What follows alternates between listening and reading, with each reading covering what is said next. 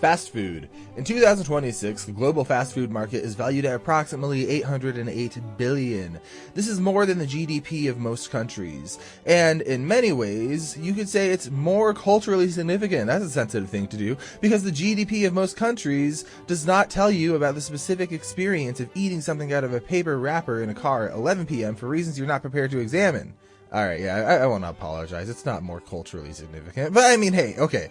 The GDP is... I'm not equipped for this conversation. We're not here to discuss the industry. We're here to discuss 4 specific items. One from 4 different restaurants that most fundamentally shaped what fast food is, what it costs, where it starts, and what it approximately means that 1 in 3 Americans eat it on any given day. Not the best, not the most beloved, not the one that you get when you're sick. The 4 items that, if removed from the timeline, produce a fundamentally different fast food landscape. The methodology is the same as always: historical significance, category creation, and the specific question of, if this never existed, does the fast food industry still look like what it does today? We are identifying columns, not favorites. Though some of these are also favorites, we are human. So let's go. Let's start off with some honorable mentions. 3 items with legitimate claims to the Rushmore. They are not on it. We have made our peace with this, and you will too in time. First up is the KFC original recipe. In 1939, a 49-year-old man operating a roadside service station in Corbin, Kentucky, who had previously worked as a lawyer, a steamboat operator, a tire salesman, and an insurance agent, because the 1930s did not believe in career consistency, perfected a recipe for pressure-fried chicken seasoned with 11 herbs and spices. The number 11 is doing a lot of work with the story. KFC claims the full recipe is locked in a vault in Louisville, known only to 2 companies. Yeah, are you impressed I said Louisville and not Louisville or even Louisville? I went there once. Locked in a vault in Louisville, known only to 2 company executives at any given time. It has been the subject of multiple lawsuits. A Chicago... Okay, hold up. 11 herbs and spices. There's only so many herbs and spices. How secret can it be? How many herbs and spices are there in the world? Okay, 40 to 100. You're using what? 10% on the low end? 10% to 25%, and they can't figure it out? No, someone has cracked the case. Some guy in his garage. This is beside the point. Okay, maybe this is why it didn't make Rushmore. I don't know. It's been the subject of multiple lawsuits and a Chicago Tribune investigation and nearly 90 years of continuous free press coverage. The recipe's primary function at this point is not flavoring chicken. Its primary function is being a secret. The original recipe defined fried chicken as a fast food category and pioneered the franchise model that every major chain subsequently adopted. So why isn't it on the list? Because while it created its own lane definitively, its downstream consequences are largely contained within the fried chicken vertical. The 4 items on our Rushmore reshaped the whole industry, and not just their own aisle. Second up is the Whopper. The Whopper launched in 1957 as Burger King's statement that it was not McDonald's and it did not intend to be. It created the fast food burger war, the competitive escalation that drove industry innovation for 60 years, and it invented the have it your way philosophy that a customer should be able to customize their order, which became the operating assumption of the entire fast food industry. So why isn't it on the list? Because the Whopper is a very effective answer to McDonald's, but Rushmore needs items that created the questions. Third honorable mention, the Happy Meal. A small red box, a cartoon sun, inside food, and a small plastic something. And that small plastic something is really what you're there for. The Happy Meal launched in 1979 with a hamburger, small fries, cookies, and a toy. It invented the kids meal category. It pioneered the toy tie-in as marketing strategy. It built brand preference in children before they were old enough to evaluate it, and studies confirmed it worked. The studies are actually a little uncomfortable about how well it worked. So why isn't it on the list? It's an extraordinary marketing mechanism, but it's not quite an invention of a food category the way the rest of our picks are. It changed how McDonald's reached children. The Rushmore items changed what fast food is. Which brings us to number 4 on Rushmore. Ba bubbity bubbity ba bubbity bubbity ba ba ba ba ba bubbity bubbity bubbity ba ba ba ba ba ba ba bubbity bubbity da bubbity bubbity da. Panda Express orange chicken. Panda Express was founded in 1983 by Peggy and Andrew Chung. Yeah. Peggy, born in Burma, and Andrew, born in China, at a small... What? Alright, I gotta level with you. My script says Peggy was born in Burma, Andrew was born in China, at a small mall in Glendale, California. I think well, let me give this the old college try. Panda Express was founded in 1983 by Peggy and Andrew Chering. Peggy, born in Burma, Andrew, born in China, at a small mall in Glendale, California. I just, I put too many locations near each other. Foolish, amateur mistake. It is the largest family-owned restaurant chain in the United States. It's not widely discussed in the same breath as McDonald's or Taco Bell, but we're about to change that, at least for the duration of this video. In 1987, an executive chef, Andy Cao, Taiwanese-born, French-trained, which is a biographical detail that explains a lot about what happens next, traveled to Hawaii to open the state's first Panda Express location. He was working with local ingredients, local citrus, and customers who had specific preferences for bold flavors and boneless meat. He took inspirations from a tangy citrus-forward tradition from Yangzhou, China, and applied it to bite-sized fried chicken. He adjusted the spice level downward and the sweetness upward for local palate and created a dish. He called it orange chicken. Orange chicken is now, by every available metric, the most consequential single item in the history of American Chinese food. Panda Express sells more than 115 million pounds of it per year. It represents approximately 1/3 of all Panda Express sales, meaning that a chain with over 2,200 locations across the United States is, functionally, a delivery vehicle for one dish invented by one chef in one Hawaiian kitchen in 1987. But the case for orange chicken on this Rushmore is not its sales numbers. The case is what it did to American Chinese food as a category. Before Panda Express and orange chicken, Chinese food in America existed in two broad formats: sit-down Chinese restaurants, which occupied their own distinct cultural space and required a specific decision to seek out, and takeout containers from local spots, which were neighborhood institutions but not national brands. There was no fast food Chinese. There was no drive-through General Tso's. Tsao or Tso? I don't know.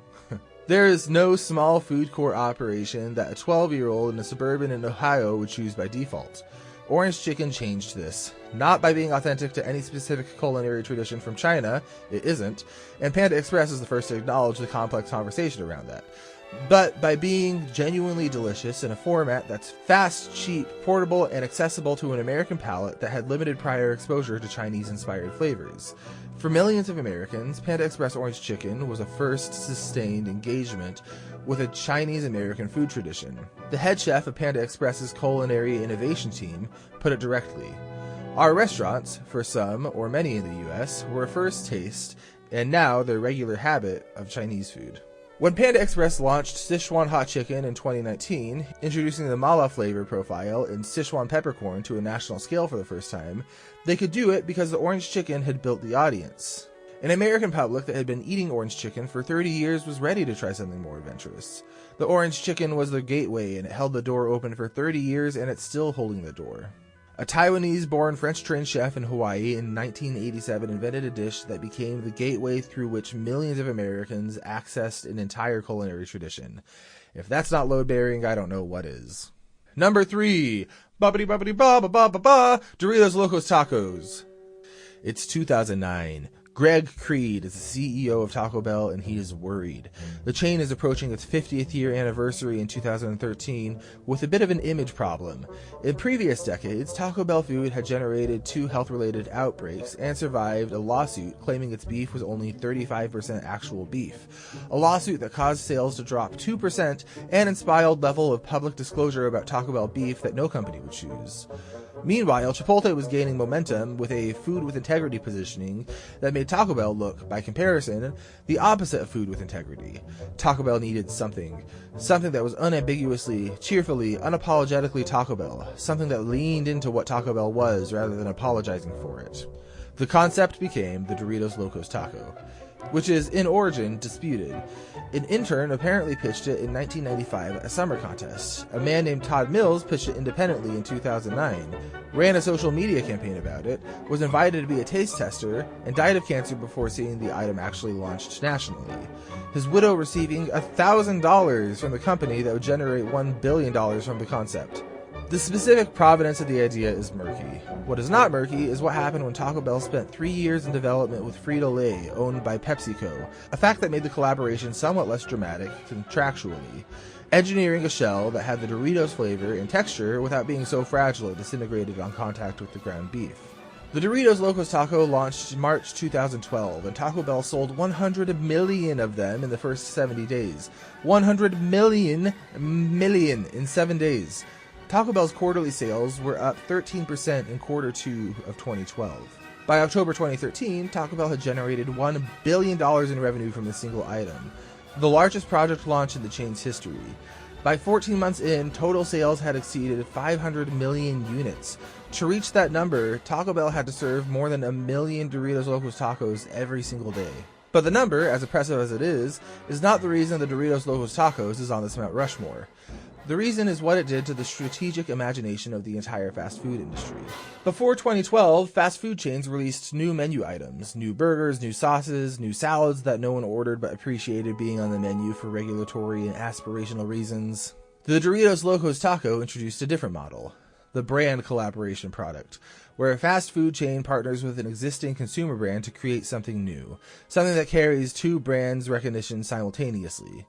You were not eating a Taco Bell item. You were eating a Taco Bell item that was also a Doritos item. Dream big, my child. Both of those brands were in the transaction at the same time. The value proposition doubled without the core product changing much. Every fast food brand collab since 2012 is downstream of the Doritos Locos Taco. Every limited edition co-branded item, every exclusive flavor partnership, every time a chain announces that it's partnered with another brand to create a new product, the template is this taco. Eater named the phenomenon as the Locos effect. Fast food industry analysts use it as the benchmark for what a successful product launch looks like. The insight, as one analyst noted, is that it worked because it was a slight change. The taco was still the taco, but the shell was different. That's the entire innovation. One ingredient, different brand. Every attempt to recreate the success by making something more radical, like Burger King's Whopperito, and various other experiments, failed because they missed the point. The Doritos Locos Taco succeeded by being recognizable and simultaneously surprising. That is, it turns out, very hard to do. Taco Bell did it, more or less by accident, in a kitchen experiment that started as a sketch on a piece of paper. Number 2. The Chick-fil-A Original Sandwich. In 1964, S. Truett Cathy, a Southern Baptist restaurateur operating out of a diner called the Dwarf House in Hapeville, Georgia. Happyville sounds like the better name. It should be Happyville, starting a movement. Developed a recipe for a pressure-cooked chicken breast sandwich. He had found an industrial pressure cooker that could fry a chicken breast at the same time it took McDonald's to cook a hamburger patty. He put the chicken on a buttered toasted bun, added exactly 2 dill pickles, and named the resulting restaurant chain after the grade A quality of the chicken, with an A at the end. Chick-fil-A. He also decided that this restaurant would be closed on Sunday, every Sunday, permanently, because that was the day of rest and worship, and that practice was not negotiable. For the next 5 decades, the sandwich barely changed. Truett Cathy tested it, improved it, locked it in, and left it alone. Pressure-cooked chicken, butter, buns, pickles. The recipe's stability was a kind of statement. We know what we made, and we're not changing it. Chick-fil-A grew from small food courts outward, adding standalone locations through the 1980s and 1990s. By 2019, it had become the 3rd largest fast food chain in the United States by annual revenue, behind only McDonald's and Starbucks, ahead of Wendy's and Burger King, while operating 2,800 locations. McDonald's has that many locations in a handful of states. Chick-fil-A generates more revenue per location than any other fast food chain in America, including on the 6 days that it's open. Then, August 12th, 2019. Popeyes. The Louisiana-based chicken chain owned by Restaurant Brands International launched a new chicken sandwich. It was crispy. It had mayo. It had pickles. It was, by multiple accounts, very good. Popeye's social media team, correctly gauging the moment, posted a comparison on Twitter between their sandwiches and Chick-fil-A's. The tweet ended with 3 words. Y'all good? Yeah, is that 3 words or 2 words? I feel like that's 2.5. Chick-fil-A responded. Popeyes responded to the response. The internet noticed. Within days, the Popeyes chicken sandwich was the only thing food media, sports media, entertainment media, and a significant portion of political media was discussing. Within 2 weeks, Popeyes had sold out of chicken sandwiches entirely. Not one location, every location, nationwide. When Popeyes restocked November 2019, one man was stabbed in a Popeyes parking lot in an altercation over a sandwich. The police suspect foul play, you might say. That's insensitive. Ah, God. This was something that happened in reality about a fast food chicken sandwich, and we're including it because omitting it would be journalistically irresponsible. What the chicken wars of 2019 actually produced was not just a Popeyes moment, it was a total industry reconstructing around chicken. McDonald's, which had not launched a major project in years, accelerated development of its crispy chicken sandwich, releasing in 2021 as the biggest disappointment, as the biggest product launch of the chain's recent history. Wendy's, Shake Shack, KFC, Burger King, Sonic, Hardee's, every major location revamped or launched a chicken sandwich in 12 months following August 2019. The chicken sandwich became the premium fast food battlefield. None of this happens without Chick-fil-A and their original sandwich existing as the benchmark, the thing that Popeyes was challenging, the thing that McDonald's was scrambling to match, the thing every chain had to reckon with. The sandwich that started a war and did so by being so consistent, so trustworthy, and so clearly the industry standard that challenging it was a news event. Truett Cathy built a sandwich in 1964. It didn't change, and 60 years later, the industry arranged itself around it. And number one, the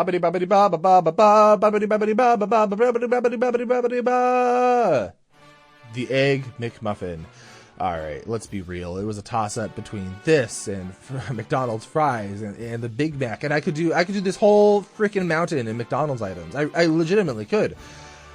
Before 1972, fast food restaurants didn't serve breakfast. That's not nuance. It's not, well, technically a few of them actually did something vaguely breakfast adjacent. Before 1972, the fast food industry, which had been operating since the late 1940s, had expanded into tens of thousands of locations across the United States, and had collectively agreed that operating hours began at roughly 10:30 in the morning. Whatever you were eating before that was your own business. Fast food would see you at lunch. The reasoning was partly logistical. Breakfast required different equipment, different supply chains, different staffing at hours when the industry did not want to be staffing, and it was partly the absence of proof. No one had definitively demonstrated that a person would drive to a fast food restaurant at 7 a.m. and pay for a portable egg product. Herb Peterson was about to provide the proof. We're up to 12 herbs now, if you're counting. Ha! Peterson was inspired by Eggs Benedict, the brunch classic of a poached egg on an English muffin with Canadian bacon and hollandaise sauce. He had a specific insight.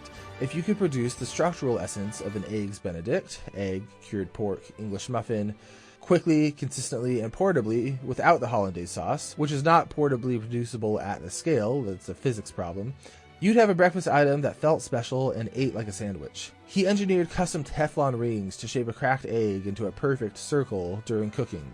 He put the cooked egg on an English muffin with Canadian bacon and a slice of American cheese and called it the English muffin. Then he invited Ray Kroc, the CEO of McDonald's, to his home and served it to him. Kroc took a bite and said, "It's Krockin time."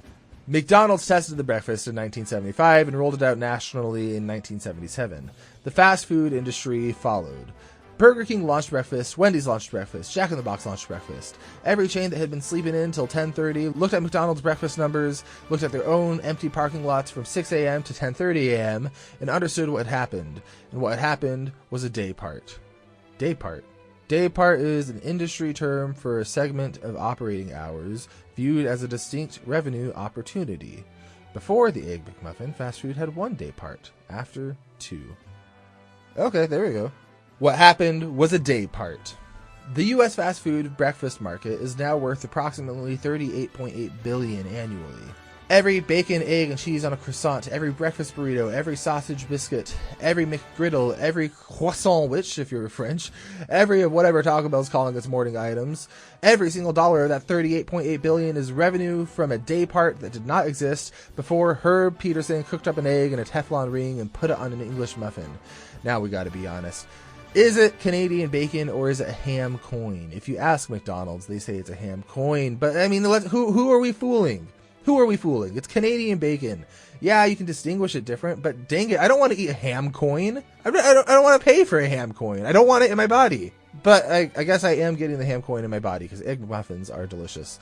This is the Rushmore argument in its purest form. The Egg McMuffin did not create a better version of something that already existed, it created the category. Fast food breakfast was not a thing that Herb Peterson improved, it was a thing that Herb Peterson invented, alone in Santa Barbara with a Teflon ring and an English muffin. Then he served to his boss on a Tuesday morning, and the industry has been open before 10:30 a.m. ever since. The item costs more than 55 cents now, and the category is worth $38.8 billion. Herb Peterson, who died in 2008, got to watch both of these things happen. Still 55 cents in spirit. No, it's freaking not. What am I saying? Alright. Mount Rushmore of fast food items. 4 different restaurants, 4 different categories of load-bearing consequence. We got the Egg McMuffin, we got the Chick-fil-A Original Sandwich, we got the Doritos Locos Taco, and we've got Panda Express Orange Chicken with honorable mentions going to KFC Original Recipe, the Whopper, the Happy Meal, and who can forget the old classic, the Whopperito.